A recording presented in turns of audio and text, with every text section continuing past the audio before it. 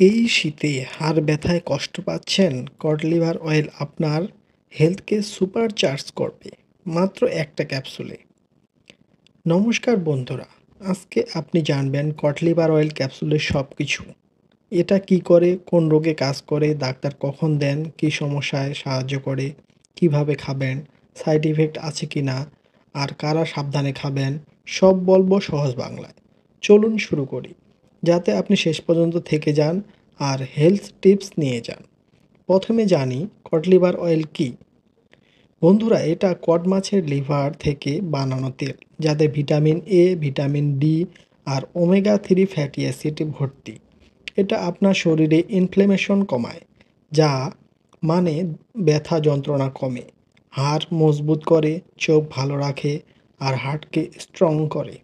কল্পনা করুন একটা ছোট ক্যাপসুলে এত পাওয়ার, কিন্তু মনে রাখবেন সব কিছুর জন্য পুরোপুরি প্রুভেন্ট না, তাই ডাক্তারের কথা শুনুন। এবার কোন রোগে কাজ করে এটা জানুন। এটা হার্টের সমস্যা সাহায্য করে, যেমন হাই কোলেস্টেরল বা ট্রাইগ্লিসারাইড কমায়, আর্থ্রাইটিস জয়েন্টের ব্যথা কমায়, ডিপ্রেশন থেকে মুক্তি দেয়, মন ভালো করে। ভিটামিন ডি কম থাকলে হাড়ের রোগ যেমন রিকেটস বা অস্টিওপোরোসিস প্রতিরোধ করে, আর ডায়াবেটিসের কিডনির সমস্যায়ও কাজ করে। উদাহরণ দিই, যদি আপনার শীতে হাঁটু ব্যথা হয়, এটা ট্রাই করুন, কিন্তু ডাক্তার বললেই। ডাক্তার কখন একজন রোগীকে এটা প্রেসক্রাইব করেন?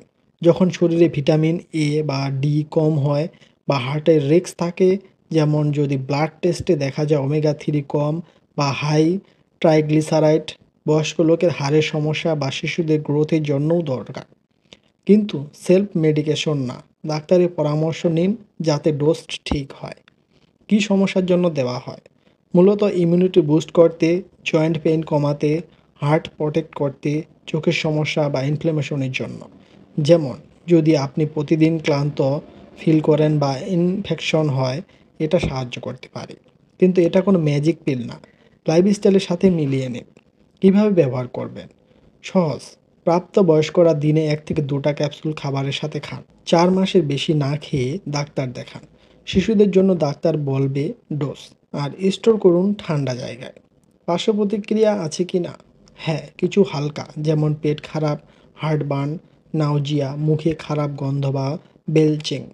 হাই ডোজে রক্ত পাতলা হয়ে রক্তের রিস্ক, বা ভিটামিন এ ডি বেশি হয়ে মাথা ঘোরা, শুকনো ত্বক। কিন্তু সঠিক ডোজে বেশিরভাগ লোকেরও কোনো সমস্যা হয় না। যদি হয়, থামিয়ে ডাক্তার দেখান। কারা সতর্কতার সাথে ব্যবহার করবেন? গর্ভবতী বা দুধ খাওয়ানো মায়েরা। হাই ডোজ না, সাধারণত ডোজ ঠিক। শিশুরা শুধু ডাক্তার বললে তখন। ডায়াবেটিস রোগীরা ব্লাড সুগার চেক করুন, কারণ এটা কমাতে বা বাড়াতে পারে।